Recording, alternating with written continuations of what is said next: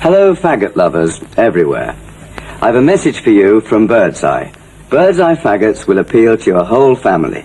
They've made them with lashings of gravy, but they've gone easy on the spice because kids don't like them too spicy, apparently. Birdseye even suggests that people who don't like faggots could enjoy these. They live in hope. You know, that could be Some right. people need purpose. This one needs the red light. And a handful of simps to remember he exists.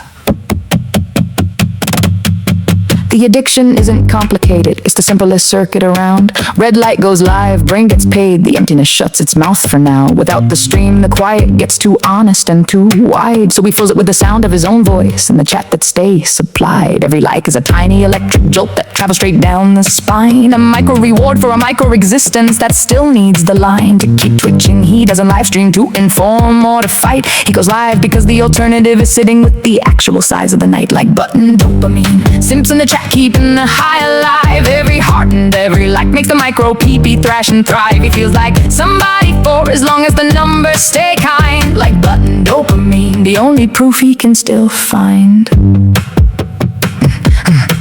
The chat becomes a rented crowd that claps on demand and never leaves. A portable audience that exists to confirm whatever he believes about himself that day. Soft praise, cheap loyalty, zero real stakes. Exactly the dosage required to keep the delusion from the shakes. He checks the concurrent viewers like a pulse, refreshes the feeling on loop. A man who outsourced his entire sense of worth to whoever stayed in the group. When the numbers dip, the withdrawal starts early and the mood turns sharp. Suddenly the world is against him and the simps aren't doing their part. It's not the message, it's the metric. It's not the cause, it's the twitch. He'll stay on for hours past the point of anything left to say, just to keep the drip of attention from drying up and walking away. The content thins, the repetition thickens, the need stays exactly the same. A permanent live that exists to remind him he still has a name. Someone is willing to type, the simps become unpaid nurses for the ego, feeding the circuit that never learned how to generate its own voltage or let go. Every notification is a miniature resurrection, a brief proof that the placeholder hasn't been fully deleted yet, like button dopamine. Simps in the chat keeping the high alive. Every heart and every like makes the micro pee thrash and thrive. He feels like a somebody for as long as the numbers stay kind, like button dopamine, the only proof he can still find. Watch the pattern when the stream ends and the real room returns. The posture drops, the voice loses altitude, the confidence quietly burns. The high was never portable, it only works while the light stays red. The moment it cuts, he's back to the original size of the hole in his head. So the cycle restarts earlier each time. The gap between lives gets shorter. A man chasing the next hit of they still see me like it's water. In a desert he built himself, the addiction doesn't negotiate. It just demands the next red light and the next round of cheap validation on a plate. The simps will eventually get bored. The algorithm will eventually move on. The likes will eventually thin. And the Twitch will still be looking for the next notification. So here is the unvarnished mechanism with the soft lighting strip. The live button addict who confuses concurrent viewers with actual worth and script. Every like is a microdose that keeps the micro-reality inflated for a while. A temporary promotion from nobody to somebody with a camera and a smile that only works while the chat stays kind. The moment it doesn't, the whole performance collapses back into the original size of the man who needed the red light just to feel like he still existed. The button is still there, the simps are still typing, the Twitch is still waiting, and the man in the middle is still only real while the light stays red.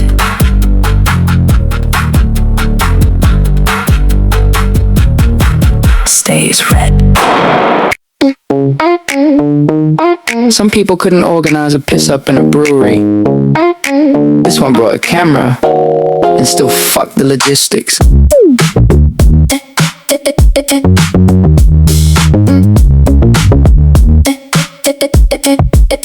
He announces the plan like it's already a historic event, then watches the details collapse under the weight of his intent. Flags ordered, locations half chosen, time and left to chance. A self-obsessed general who never learned how to advance. Beyond the press release, the body count stays politely low. The actual impact lower, but the commentary still puts on a show. He stands in the middle of the mess he personally arranged, and somehow still finds a way to look surprised it went sideways.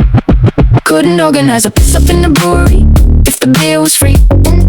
Self-obsessed prick with a clipboard and a broken strategy. Every grand design arrives already missing the point. Couldn't organize a piss up, still claims he's the joint. Yeah, double figures feel like victory when the bar was set on the floor, yet the substance stays absent while the self-congratulation soars. He measures success by the fact that something technically occurred, not by whether it achieved a single thing that anyone preferred. The logistics are an afterthought, the spotlight is the plan. A man who confuses attendance with actual command. He'll spend more energy narrating the failure than preventing it. Then sell the narration back to the room as leadership and grit. The brewery was fully stocked, the glasses were already out. All he had to do was point, and he still found a way to drop. Self-obsession turns every simple task into a referendum on him, so the original purpose gets buried under the need to be the him. He can't delegate because delegation will require trust in the frame to exist without his face in the center of the claim. He can't plan because planning demands accepting limits in time, and limits feel like personal attacks on a man who thinks he's the climb. So the events stay half-built, the messages stay confused, and the only consistent product is the man who still looks amused at his own reflection in the middle of the chaos he designed. Couldn't organize a piss up in the brewery if the beer was free. Some self-obsessed prick with a clipboard and a broken strategy. Every grand design arrives already missing the point. Couldn't organize a piss up, still claims he's the joint. Watch the pattern repeat like a loop, he refuses to notice. New date, new location, same structural lack of focus. So blame the weather, the crowd, the time and the mood. Never the constant variable that keeps producing the same result. Dude, the self-obsession is the organizing principle, and the fatal flaw, a feedback loop that prioritizes the narrator over the law. A basic competence, he doesn't fail because the world is cruel. He fails because the project was never the point, he was the fuel. Give him a brewery, give him free beer, give him willing volunteers, give him clear instructions, he will still find a way to make it about the man holding the microphone instead of the pipe. So here is the clean verdict with the soft lighting stripped away. A self-obsessed organizer whose events collapse under their own weight, because the logistics were always secondary to the performance of command. He couldn't organize a piss up in a brewery, and the brewery has noticed. The beer has noticed, the empty glasses have noticed, and the only person still calling it a success is the one who needed it to be about him more than he needed it to work. The brewery remains, the beer is still there. The only thing missing is anyone surprised that he fucked it again.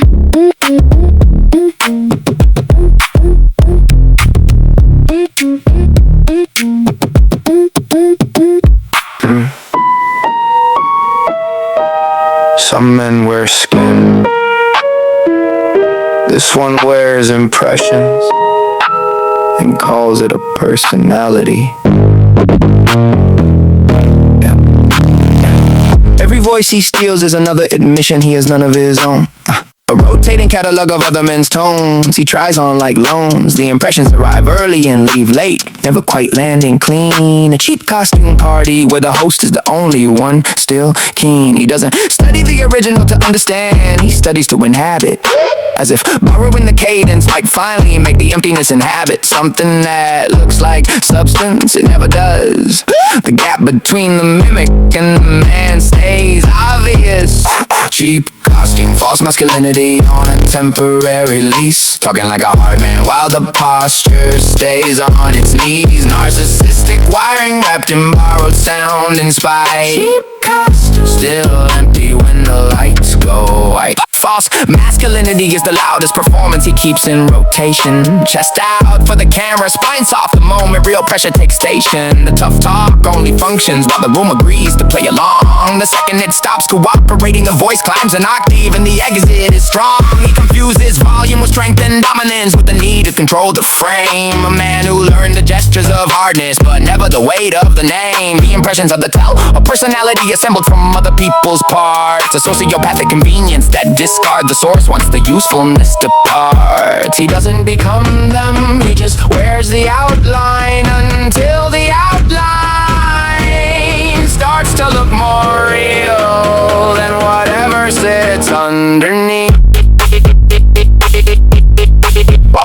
Narcissism at this volume stops being a trait and becomes the entire architecture. Every interaction bent towards apply, every disagreement treated as a fracture. And the only story that matters, the one where he remains the injured center. Empathy is a tool he picks up when it serves and drops when it doesn't enter. The calculation people are temporary mirrors, useful while they reflect the preferred angle. Then surplus the moment they show the version that doesn't flatter the tangle of need and performance. The disorder isn't subtle, it's the operating system running in plain sight with the brightness turned up full.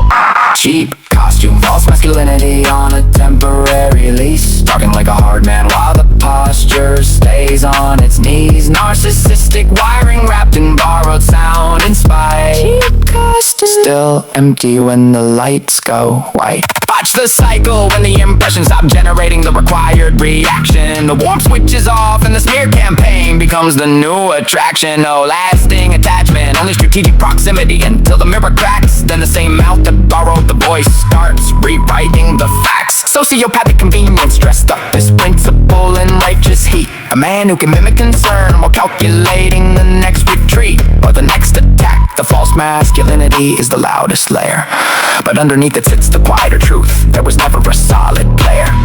The impressions are the symptom, the false hardness is the costume, the disorder is the reason both keep getting worn long after they stop fitting.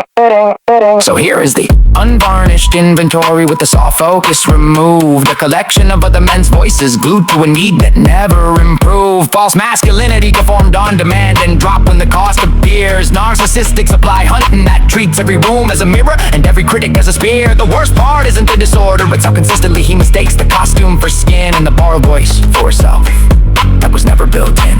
Cheap costume, still on, still empty, still talking. The impressions fade, the posture collapses, the need remains, and the man underneath was never quite delivered.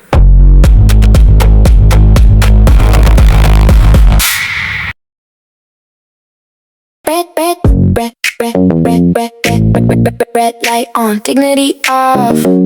Whatever it takes for the view count, content at all costs. Nothing is sacred, nothing is safe.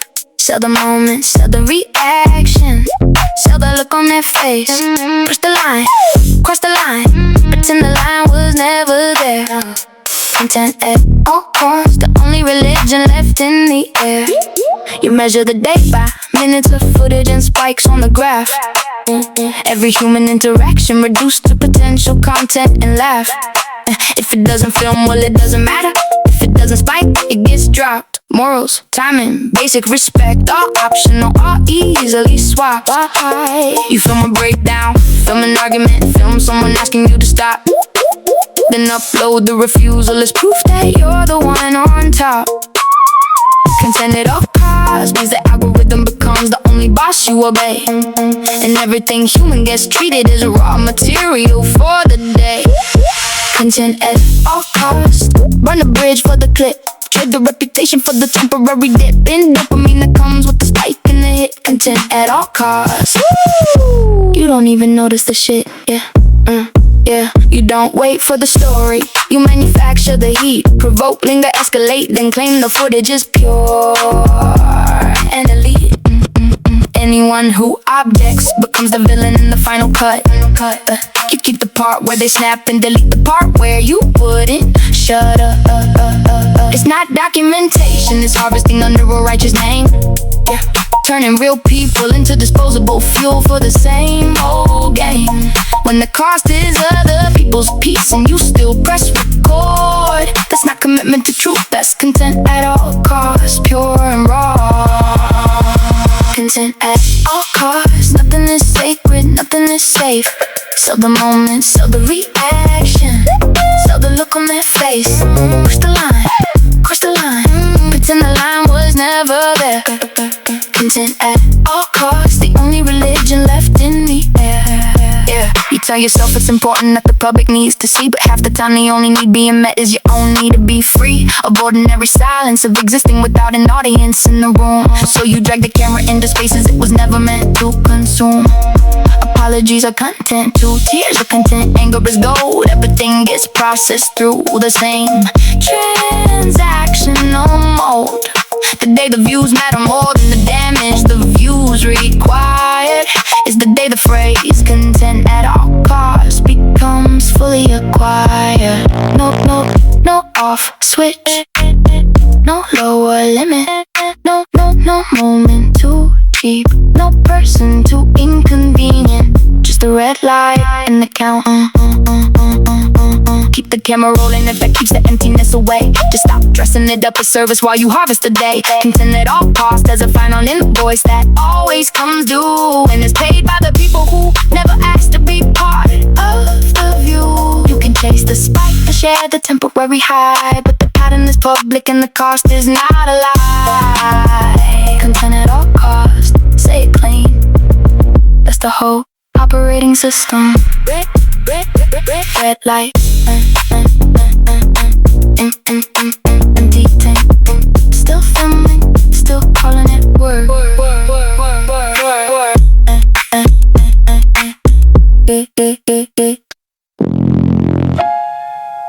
Chat moving fast. Only one fucking narrative allowed. Notifications pinging, but the truth gets stalled.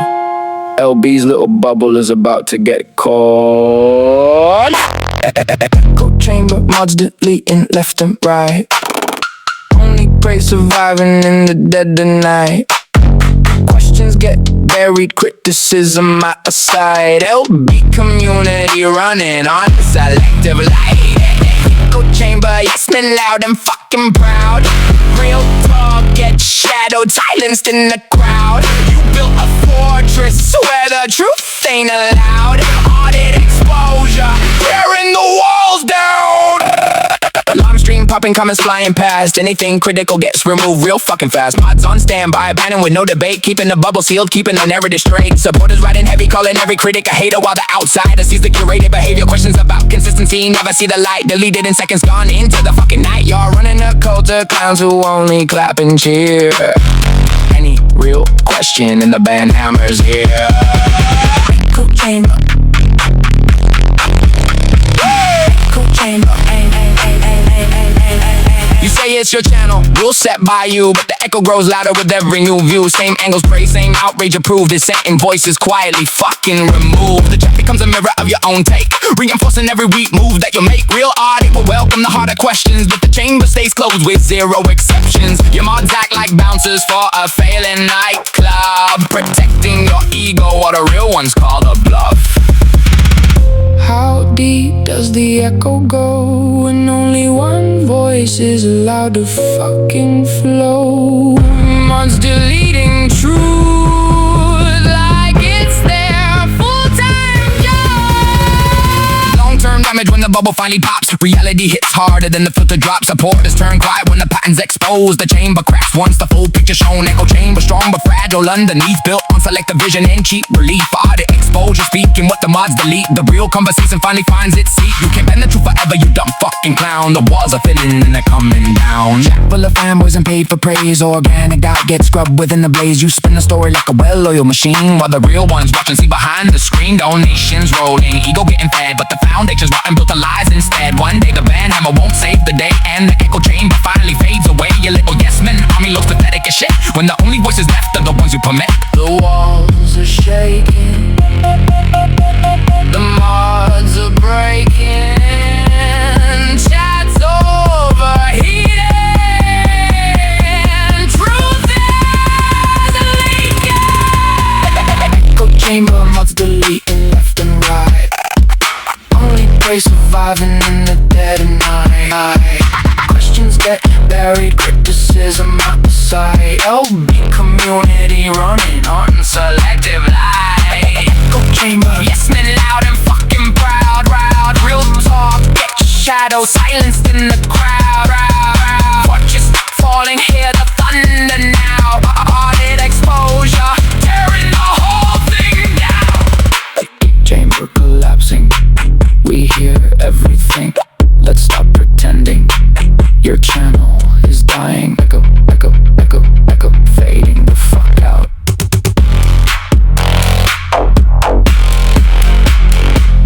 Some men build. Some men just collect the sound of hands. This one never learned the difference.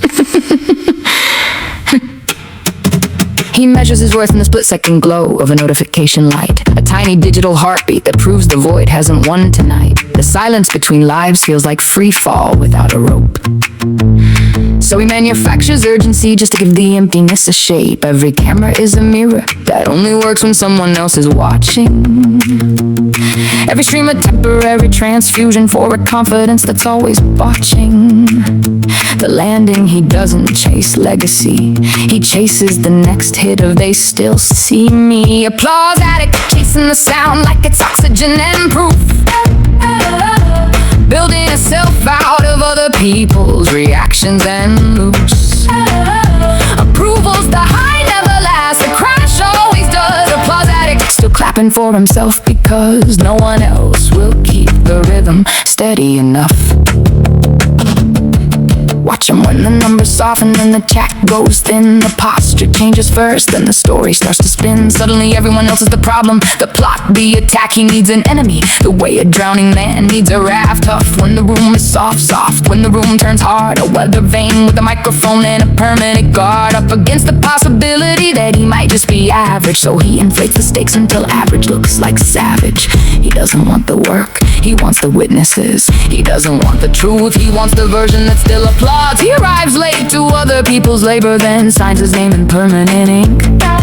Turns their hours into scenery for the scene where he's the missing link.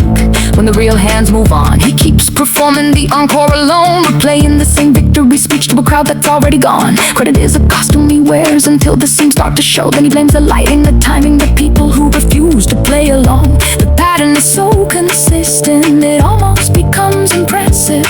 A man who cannot generate value, so he specializes in possessive applause addict, chasing the sound like it's oxygen and proof. Building herself out of other people's reactions and loops. Approval's the high never lasts, the crash always does. Applause addict, still clapping for himself because no one else will keep the rhythm steady enough. He turns the audience into a weapon when a single voice gets too clear. Floods the system with noise so the quiet truth can't land near. Reports, complaints, coordinated clicks, not for justice but volume. A way to punish the mirror that stopped reflecting his preferred volume. Allies are rental furniture, useful until the room needs rearranging. Then they're out on the curb with the rest of the temporary staging. Loyalty only travels in one direction in this particular house, and the rent is always paid in other people's mouths. There is no finish line, only the next live notification. No arrival, only the next request for proof that the void is still occupied. The addiction doesn't retire, it just finds a new stage. So here is the unvarnished portrait with the soft lighting removed.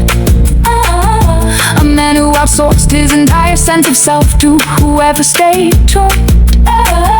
The gap between the performance and the footage keeps widening, and every new attempt to close it only makes the edges more defining. He will keep going because the alternative is sitting with the quiet. But the red light was invented to drown out and deny it. Applause addict, still live, still hungry, still unanswered.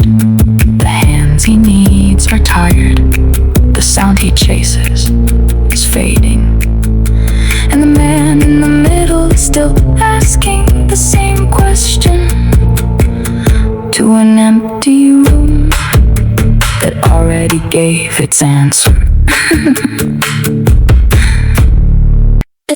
This is not a diagnosis. This is a highly detailed, thoroughly unhelpful public service announcement. Delivered with maximum fucking prejudice for the patient in question. Voyeuristic disorder. Clinical definition first, no soft language. A persistent pattern of getting off on watching an unsuspecting person who is naked, undressing or fucking when that person has not given consent to be watched. The arousal is recurrent, intense, and either acted on or it fucks up the observer's life. This is not just looking. This is not harmless curiosity. It is a paraphilic pattern that specifically requires the target's unawareness to get the engine running.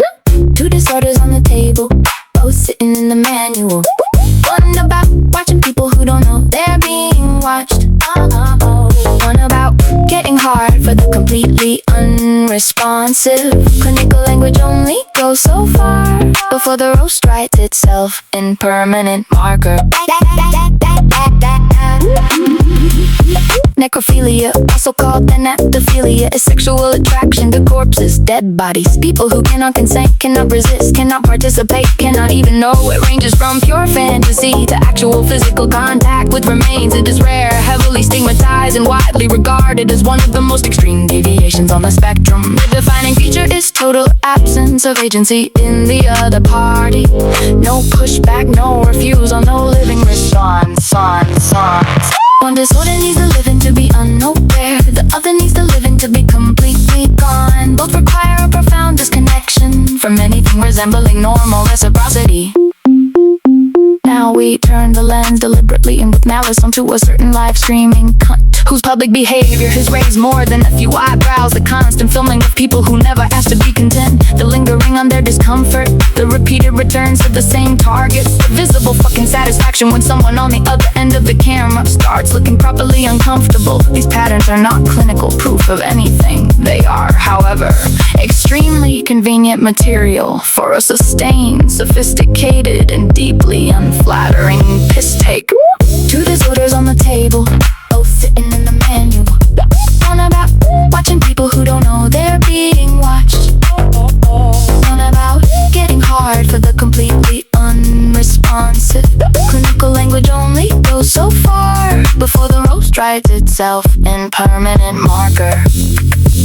He does not meet diagnostic criteria, that is not the claim, you thin skin prick. The claim is simpler and purely observational, a man who appears most alive when the other party is unwilling, unaware, or already publicly defeated. A man who keeps returning to the same digital corpses. Old arguments, finished feuds, people who stopped responding months ago, and tries to drag one more reaction out of what is effectively cold meat. The metaphor does not need force, it walks itself. Voyeuristic disorder requires the subject's lack of knowledge. Necrophilia requires the subject's lack of life. Somewhere in the wide ugly space between those two poles, it's a particular style of online conduct that gets its energy from one-sided observation and from conversations the other person has already left.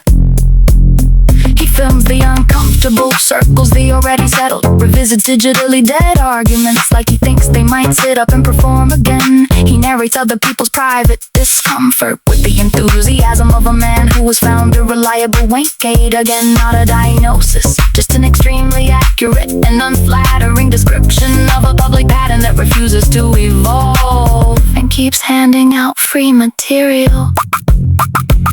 Education abortion restated without the soft edges. Voyeuristic disorder, arousal that depends on the observed person not knowing. Necrophilia, arousal directed after total absence of life and consent. Roast portion, equally direct. A man whose content runs on the first dynamic and whose argument style increasingly resembles the second is going to keep generating songs exactly like this one, whether he likes it or not. Two disorders orders on the table, both sitting in the manual. One about watching people who don't know they're being watched. One about getting hard for the completely unresponsive. Clinical language only goes so far before the roast writes itself. And tonight it wrote itself in permanent public ink. This was never a clinical assessment. It was a mirror held at the most unflattering angle available for a man who keeps giving the angle more to work with. And the public service announcement. Now go cry about it, you weird cunt.